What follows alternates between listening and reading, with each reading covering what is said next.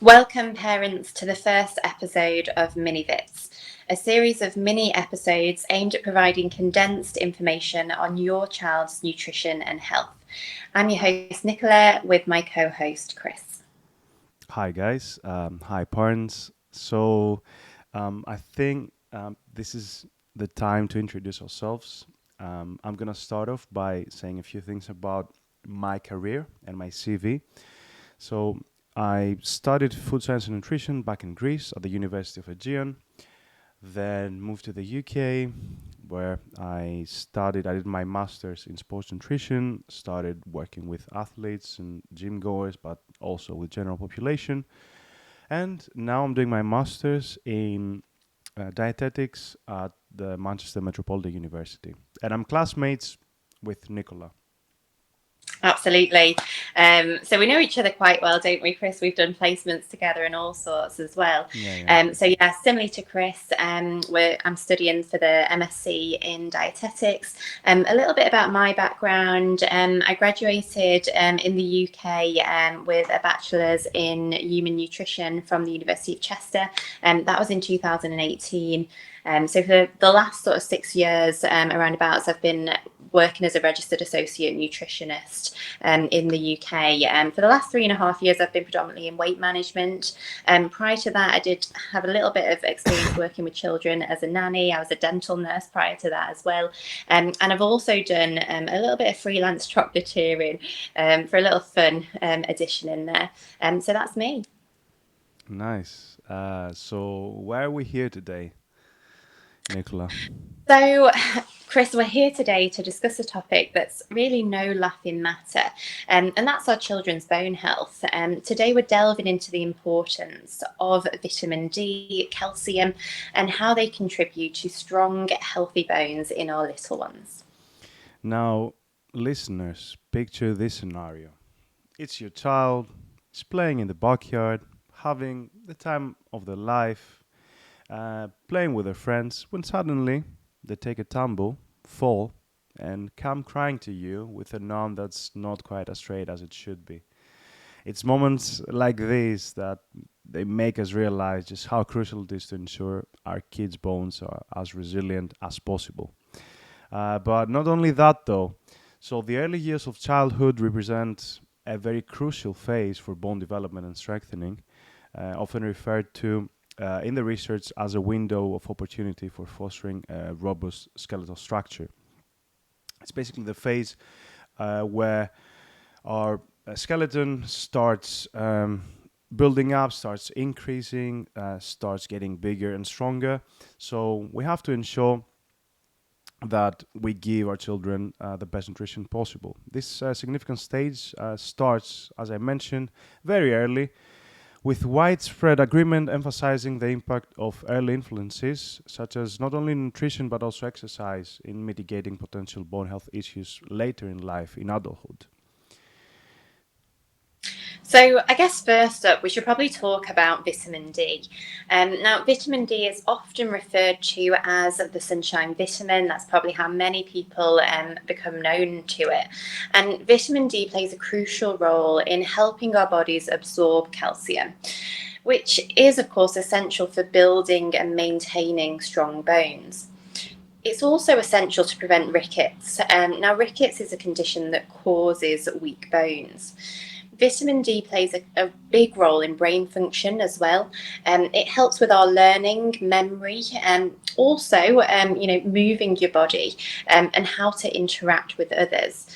It's also linked to important skills like focusing on tasks, setting goals as well, but also being flexible when things change. However, in today's world, we know that indoor activities and screen time in general is on the rise. Many children aren't getting out enough or enough sunlight exposure to produce adequate amounts of vitamin D. Moreover, national stats reflect alarming levels of vitamin deficiencies among our little ones. The thing is that sunlight isn't always that reliable for getting vitamin D, and there are several things that can impact how much we're likely to get from sunlight. Some factors that can reduce vitamin D production include things like living far away from the equator, especially in the winter months, when people might actually spend more time, of course, in the dark. Also, poor air quality. Now, I don't know about you, Chris, but I'm central Manchester, so I'm imagining there's a lot of pollution in the air around me. So, pollution can partially block UV radiation from the sun. Also, cloudy weather, we do get an awful lot of it in the UK, and can block some of the sunlight. Wearing clothes that cover most of your skin, which again we often do in the colder climate countries. Many people may do this for religious reasons as well. So what this does is, of course, it doesn't allow for a large area of skin to interact with the sun. Using sunscreen regularly, which of course, it's designed to block UV radiation. Now, really important here that, of course, we do still recommend wearing sunscreen to protect our skin health. And also, alongside that, having darker skin. Yeah, 100%. And I can tell you guys that even in Greece, that's considered a very sunny country. In winter, many people actually get to very low levels of vitamin D in the blood, including children, of course, especially with the screen time, with TikTok, social media, this, that, the other. They spend more time than in the past in house, so indoors. So basically, the problem exacerbates and gets worse and worse by the years, unfortunately. So now you might be wondering, where can I find this magical vitamin if the sun is not enough? Fear not, my listeners, because vitamin D is hiding out in some unexpected places. Well, incorporating vitamin D rich foods into your children's diet is a good start. Some examples of foods with vitamin D include some fish, for example, salmon, mackerel, sardines, or light canned tuna. You can find all these readily available in most supermarkets. Apart from that, eggs and in particular yolks are very rich in vitamin D. But also nowadays you get vitamin D fortified products like plain whole cow's milk, typically for children 12 months and older, yogurt, and fortified cereal. But also you get other alternatives such as plant-based milks like almond, soya, um, coconut milk that have vitamin D added to them. But it's always useful to check the ingredients of these products to make sure that actually vitamin D is added to them. Now, I want to give you the scoop from the Department of Health and Social Care. So these are some guidelines about your little ones, basically, depending on the age. So for your tiny tots, from newborns to 1 year olds who are enjoying the breastfed life, it's important to give them a daily dose of 8.5 to 10 micrograms of vitamin D. This ensures they're getting all the sunshine vitamin they need, whether or not you're popping your own vitamin D supplement. Now, if your little one is sipping on infant formula, no need to add extra vitamin D to their menu. If they're drinking more than 500 mLs, that's about a pint a day. And you might be asking yourselves why? Because infant formulas already come packed with vitamin D and other goodies your children need. Now, for your little ones aged from 1 to 4 years old, they too need their daily dose of 10 micrograms of vitamin D to keep them smiling and healthy. And for our more mature kiddos, aged 4 and above, you should consider giving them a daily supplement containing 10 micrograms of vitamin D during the autumn and winter months. Of course, it is important to consult with your pediatrician whether a vitamin D supplement is necessary. So you have to ask them. Typically, pediatricians might recommend some blood tests to check your kids' vitamin D levels, and then they might give you a supplement depending on the results you get. So if those numbers, don't sound very familiar, make sure you ask somebody that is qualified for the job. Yeah, such a good point, Chris. Make sure that you are making those necessary appointments at your GP as well. Now, here's quite a bone-chilling fact. Kids are really like little calcium vampires, sucking the mineral out of their bones during growth spurts faster than I can say calcium-rich diet. So let's make sure we're keeping those bones well stocked and, of course, ready for action. So I think it's time that we probably start to talk about calcium. Now, calcium is a building block of bone health. Calcium is essential for the formation and also maintenance of strong bones and, of course, our teeth, making it a critical nutrient for our growing children. The greatest way to get enough calcium is, of course, through our dairy products, like milk, cheeses, and, of course, yogurts. Now, we all know that breast milk is, of course, like that superhero of baby nutrition, particularly for the first 6 months of life. But hey, once they hit that 1 year mark, it's time to introduce them to the wonders of cow's milk if you can. But hold your horses. We're not just talking about pouring them a pint and calling it a day. Aim for around about 350 mils. That's 12 ounces in non-metric lingo of milk a day. Or throw in some cheesy, yogurty goodness to make up for it. Now, when your kiddo hits the ripe age of 2, you can start thinking about introducing semi-skimmed milk if you want to, but only if they're chowing down like a champ and, of course, growing like a beanstalk. But really stay clear of the skimmed or the 1% fat milks for the little ones under 5. They need the fat content to keep them fueled and ready to tackle the day.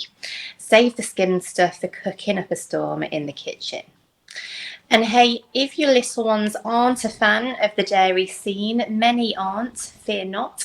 There are plenty of other options for those who may be lactose intolerant, of course, or prefer plant-based alternatives. There are plenty of unsweetened, calcium fortified alternatives like soy, almond, and oat drinks that they can slurp down from the age of 1. But here's one last nugget of wisdom. Rice drinks aren't the best choice for toddlers and little ones under 5 years due to not so great levels of arsenic. So let's keep it safe and stick to some of those other options mentioned. Nice one. Yeah, I agree with everything that you said, and very nice advice as well.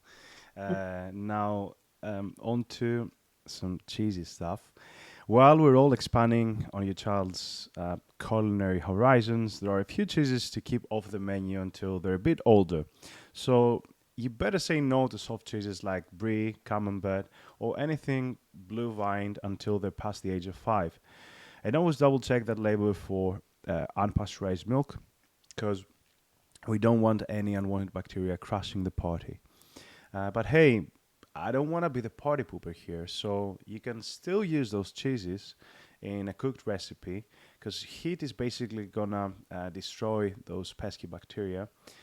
And apart from dairy and those cheeses, you can also get a brave chunk of calcium from dairy-free sources and vegetables such as leafy greens, for example, spinach, cabbage, and broccoli, from beans, from peas, lentils, tofu, almonds, but also certain fruits such as oranges, blackcurrants, raspberries, and blueberries. And these are only a few examples of calcium-rich foods that can be incorporated into your child's diet. And of course, remember that variety is key. This is something that dietitians always say. By offering a diverse range of calcium-rich foods, you can help ensure that your child's bones are getting the nutrients they need to stay strong and healthy. But you're also reinforcing some really good nutritional habits for their adulthood. Yeah, absolutely, Chris. And I think it's so important that we don't forget, the great source of calcium that leafy greens and, of course, some of those fruit options, as you mentioned, do offer. I'm sure we're all aware of, aiming for 5 a day where we can. So it's a great thing to make sure that, alongside meeting that requirement, we're also thinking about our vitamins and minerals that we can access from those as well. So, I guess in conclusion, vitamin D and calcium are, of course, essential nutrients for supporting our children's bone health. By providing them with a balanced diet rich in these nutrients and ensuring that they're getting plenty of physical activity alongside, you can set them up for a lifetime of strong bones and, of course, overall well being. 100%. So I think that sums up everything. So that's all for today's episode of MiniVits. Join us next time as we continue to explore ways to keep our little ones happy and healthy.